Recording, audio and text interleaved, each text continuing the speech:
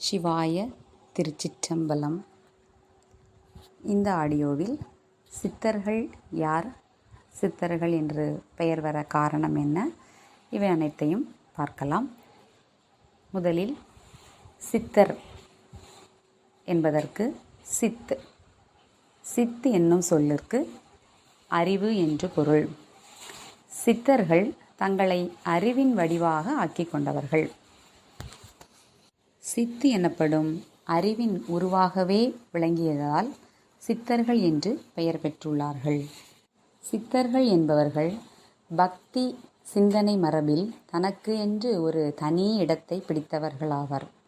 இவர்கள் தமிழகத்தில் தொன்று தொட்டு வழங்கி வருகின்ற பக்தி மார்க்கத்தில் தேங்கி கிடந்த பொய்மைகள், மூட நம்பிக்கைகள் இவற்றையெல்லாம் புறந்தள்ளியவர்கள் ஆவார்கள். முற்போக்கான சிந்தனையுடன் இறைவனை அடைய வேண்டும் என்று வழிகாட்டியவர்களும் ஆவர். தாங்கள் கடவுளை கண்டு உணர்ந்ததோடு மற்றவர்களும் இறைவனை கண்டு இன்பமும் அருளும் பெற வேண்டும் என்று வழிகாட்டியவர்கள் சித்தர்களே ஆவார்கள். கடவுளிடம் பக்தி கொண்டவர்களை நாம் பக்தர்கள் என்று கூறுவோம். கடவுளை கண்டு தெளிந்தவர்களை சித்தர்கள் என்று நாம் கூறுகிறோம். இவர்கள் சித்தர்கள் என்று பெயர் பெற பல்வேறு காரணங்கள் உள்ளன. சித்தி என்பதற்கு கை கூடுதல் என்பது பொருள். சித்தி என்றால் நினைத்ததை கைவரப் பெறுவது என்றும் பொருள் உண்டு. சித்தி பெற்றவர்களை சித்தர்கள் என்று அழைக்கிறார்கள். சித்தத்தை அடக்கி நிலைப்படுத்தியவரே சித்தர் எனப்படுபவர் ஆவார். அத்தகைய சித்தர்கள் எதற்காகவும் எப்போதும் எந்த இடத்திலும் கலங்குவதில்லை. சித்தத்தை அடக்கி வெற்றி கண்ட சித்தர்கள் அதனை தன் சொல்படியும் செயல்பட வைக்கும் ஆற்றல் பெற்றவர்களாக இருக்கிறார்கள். சித்தத்தை அடக்கியதால் தாங்கள் அடைந்த உன்னத அமைதியை, அந்த உன்னதமான நிலையை அடுத்தவர்களுக்கும் கற்றுத்தந்து அவர்களும் சித்தத்தால் பேரின்ப நிலையை அடையுமாறு அறிவுறுத்தி வந்தவர்களே சித்தர்கள் என்று கூறப்படுபவர் ஆவார். சித்தம் என்பது புத்தி என்றும் பொருள்படும். சித்தி என்பது புத்தியால் விளைவிக்கப்படும் காரியமாகும். புத்தியை கட்டுப்படுத்தியவர்கள் சித்தர்கள் ஆவார்கள். அவர்களது அளப்பரிய சாதனைகள் புத்தியால் நிகழ்கின்றன.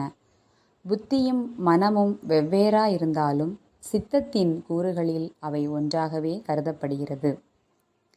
சித்தர்கள் தங்களின் உயர்ந்த நெறியாகிய யோக நெறியில் நின்று யோகம் பயின்று மெய் உணர்வை பெற்றவர்களும் உணர்ந்தவர்களும் ஆவார். அந்த மெய் உணர்வால் அனைத்தையும், இந்த பிரபஞ்சத்தில் இருக்கக்கூடிய அனைத்து இரகசியங்களையும் உண்மைகளையும் அறியும் ஆற்றல் பெற்று விளங்குவர் ஆவர்.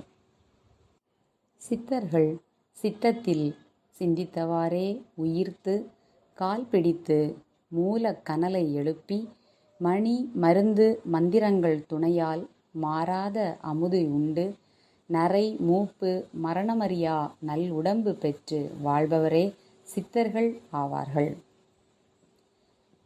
சக்திக்கு சித்தை என்ற இன்னொரு பெயரும் உண்டு. சித்தையை வணங்கியவர்கள் சித்தர்கள் என்று அழைக்கப்பட்டார்கள். சித்தர்களில் பெரும்பாலானோர் சக்தி வழிபாட்டினை கொண்டவர்கள் ஆவார். சங்ககால இலக்கியங்களில் சித்தர்களை பற்றி மிக அழகாக குறிப்பிட்டுள்ளார்கள். அவற்றில் ஒரு சிலவற்றை நாம் பார்க்கலாம். தொல்காப்பியம் தமிழ் மொழியினுடைய மூல ஆதாரங்களான இலக்கண இலக்கியங்களில் சித்தர்களை பற்றிய குறிப்புகள் பல இடங்களில் இடம்பெற்றுள்ளன. அந்த இலக்கண நூல் வரிசையில் உண்மையான நூலாக தொல்காப்பியம் சித்தர்களை பற்றி கூறும்போது அறிவன் என்றும் நிறைமொழி மாந்தர் என்றும் அழகுற அழைக்கிறது. இதை பற்றி தன்னுடைய நூலில் மறுவில் செய்தி மூவகை காலமும் நெறியில் ஆற்றிய அறிவன் தேயம் என்று கூறுகிறது. மேலும் நிறைமொழி மாந்தர் ஆணையிற் கிளந்த மறைமொழி தானே மந்திரம் என்ப என்றும் கூறியும் சித்தர்களை பற்றி மிகவும் பெருமைபட பேசுகிறது தொல்காப்பியம். அடுத்து சிலப்பதிகாரத்தில் பார்க்கலாம். தமிழ் முதல் காப்பியமான சிலப்பதிகாரம் ஒரு சமண காப்பியமாகும். இதனுடைய ஆசிரியர் இளங்கோவடிகள் நம் அனைவருக்கும் தெரிந்தது. சமண கடவுள்களை பற்றியே இந்த காப்பியம் கூறுகிறது. இதில் சித்தன் என நேரடியாக குறிப்பிட்டு சிறப்பித்து கூறுகிறார் இளங்கோவடிகள். செறிவன் சினந்திரன் சித்தன் பகவன் என்றும் சித்தன் பெரியவன் செம்மல் திகழொளி என்றும் குறிப்பிடுகிறார். இப்பாடல் வரிகளில் வரும் சித்தன் என்ற பெயருக்கு கருமங்களை கழுவியவன், அதாவது கர்மங்களை கழுவியவன், சித்திகள் 8 உடையவன் என்று இரு பொருட்கள் இங்கு கூறப்படுகின்றன. இவ்வாறு சிலப்பதிகாரத்தில் சித்தர்களை பற்றி கூறப்பட்டுள்ளது. அடுத்து மணிமேகலையில் பார்க்கலாம். இரட்டை காப்பியங்களில் இரண்டாவதான மணிமேகலையும் சித்தர்களினுடைய இயல்புகளை ஆங்காங்கே காட்டுகிறது.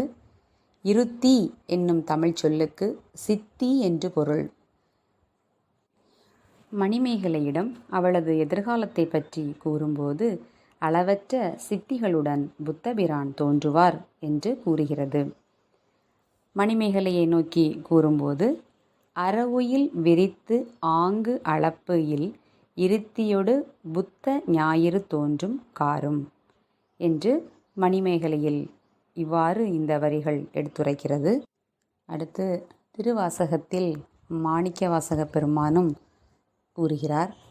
என்னவென்றால், எல்லாம் வல்ல இறைவன்பால் பொருந்திய தனது நிலையை பற்றி மாணிக்கவாசக பெருமான் கூறும்போது, பத்தர் சூழ பராபரன் பாரில் வந்து பார்ப்பான் என சித்தர் சூழ சிவபிரான் இல்லை மூதூர் நடஞ்செய்வான் என்று பாடுகிறார். இறைவனை பத்தர் சித்தர் இரு சாரரும் வழிபட்டதை குறிப்பிடுகின்ற திருவாசகம் இறைவனையே சித்தன் என்றும் சித்த மலத்தை அறிவிப்பான், அதாவது சித்த மலம் அறிவிப்பான் என்றும் போற்றுகிறது.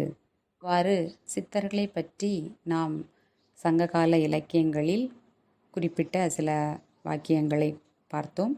மீண்டும் அடுத்த ஆடியோவில் உங்கள் அனைவரையும் சந்திக்கிறேன். சிவாய திருச்சிற்றம்பலம்.